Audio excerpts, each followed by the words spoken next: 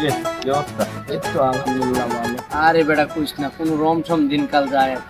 এই যে ইসরায়েলে আছে না, ফিলিস্তিনের কত শিশু মিশু মাইরা কি অবস্থা, সব চায় রয়েছে, কেউ কিছু কি গরম পড়ে। যা তো একটা কোকা কোলা লয়ে আমার লেগে। এটা তো ইসরায়েলি প্রোডাক্ট। তাইলে কি হয়েছে? যে গরম পড়ছে বেড়া, খাওয়ান দিয়েছে আমার কথা। বেটা খাওয়ান দিয়া কথা, এই যে কোকটা কিনে আনবি, এই কোকের টাকা দিয়া যে কত মানুষ মারা যাইবো, এটা ঠিক আছে? তুই তো লাগে একলাই যুদ্ধে থামাবি লাগে। আমি যুদ্ধ না থামাতে পারি, কিন্তু এই যে বুলেট টুলেট কিনে না টাকা তো আমি বাঁচাতে পারি। বেটা সব কিছু তো বেটা ইসরায়েলের, তাহলে আমরা এই যে ব্যবহার না করতে বাঁচবো কেমনি? বেটা দেশের জিনিস কি কম আছে? দেশি জিনিস ব্যবহার করা যায় না? ভাই তুই বয়কট করে কিরা পাইছো আমার একটু বুঝে তো।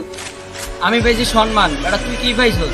তুই তো ডাইরেক্ট বোমা কিনা দিতে আসো, যা গিয়ে ফিলিস্তিনের উপরে পড়তে আসে। এত কিছু ভাবলে কয়েকদিন পরে জামা কাপড় পারতাম না। জামা কাপড় পর, কিন্তু জ্ঞান দিয়ে ডাক, অন্ধ না হয়ে। বেটা তুই সাবানও ব্যবহার করতে দিবি না, কোকো খাইতে চাস না, তুই চাষটা কি বলবো? আমি চাই মানুষ সচেতন হোক, আমার এক বোতল বয়কটের কারণে মানুষের যেন প্রাণটা বাঁচে। চলুন বয়কট শুরু করি আমার থেকে, দেশি পণ্য ব্যবহার করি, ইসরায়েলি পণ্য বয়কট করি।